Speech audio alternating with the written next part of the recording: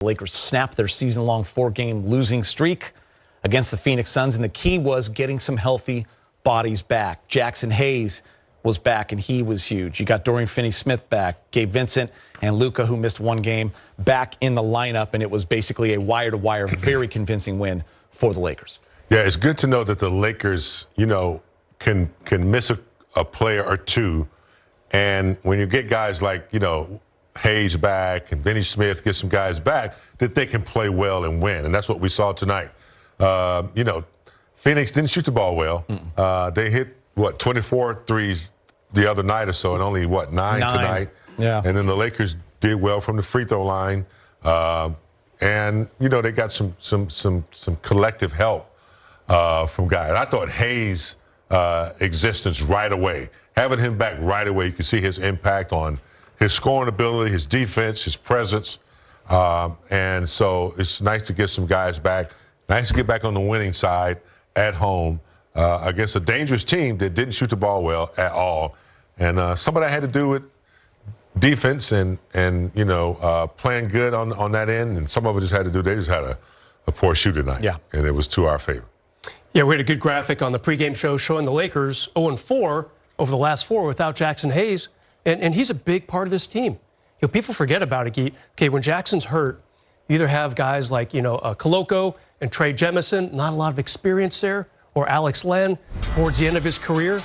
So after Jackson Hayes, there's just not a lot of depth at the center position. And we all knew that would be the case once the trade deadline ended, and that was it for the Lakers. They got the trade rescinded.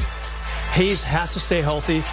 And how happy is Luka Doncic having that lob threat back out there? No disrespect to Koloko or Jemison, but Hayes is he's the guy with the vertical. He's the guy with the length. He's got that good nose around the basket for that ball. You've seen what a rim runner, great athlete, long, big can do with a Luka Doncic. It got to the finals in Dallas. Obviously, Kyrie and Luka had a lot to do with that. But when you pair those type of players with Luka, those guys thrive. You're seeing it with Jackson Hayes. And by the way, since January 30th, this team is 15-2 with Jackson Hayes in the starting lineup. Yes. They're 0-4 without him. Yeah. That's called an X factor guy. X factor. This is not an 0-4 trip if he's healthy. X factor and then Pactor. He'd be on my list every game because he does it on both ends. On the offensive end, for a passer, it's one thing to try to make the little pocket pass or try to make a little pass directly. When you have a player that you can go over the top, it's an outlet. Any passer will tell you that if you can get it up there, it's an easy pass to make. Hayes does that. Defensively, if you bring it to the rim softly, he's going to come and get it. He's not the AD, but he is a guy that will alter your shots, and he's there. And I've seen him meet you at the rim.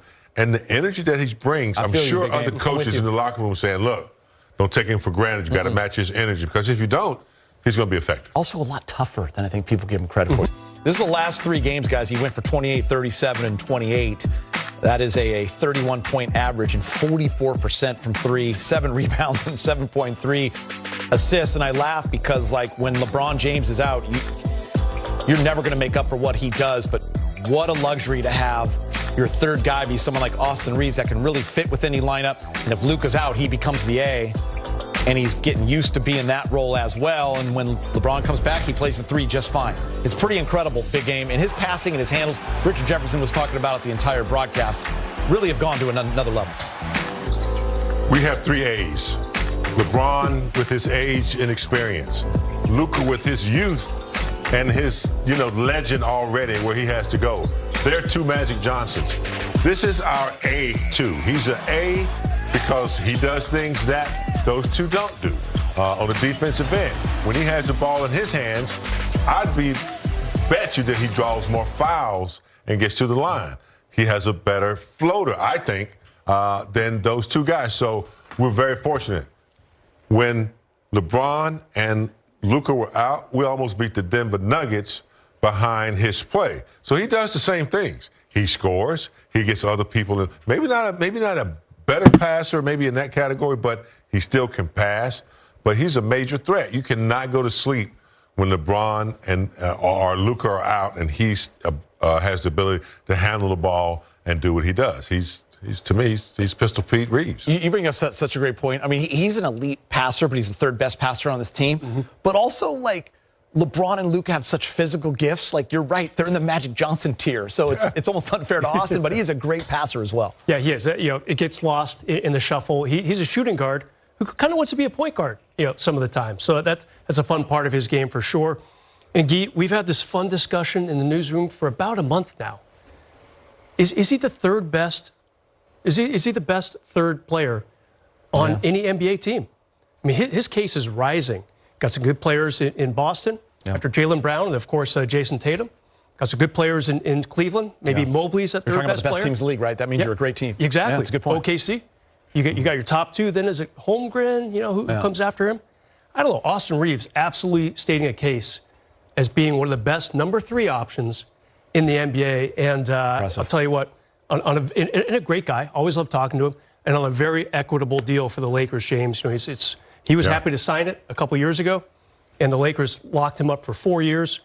It's great all around. Brett said it when we were watching the game. He's like, that might be the best contract in the NBA. I mean, when you look at it now, for $12 million a year, what he's going to be making at some point, it's pretty incredible. Good for him.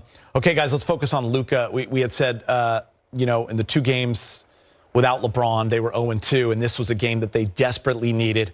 Luka has a history with the Suns. I think that's what Laker fans love about Luka. He's got a history with a lot of the teams that Laker fans have history with. And he just, he loves these moments. But just I feel like the poise that he had coming in tonight, James, the way he played, he got to the line, he got the calls tonight. He was 13 of 14 from the free throw line. Just in control.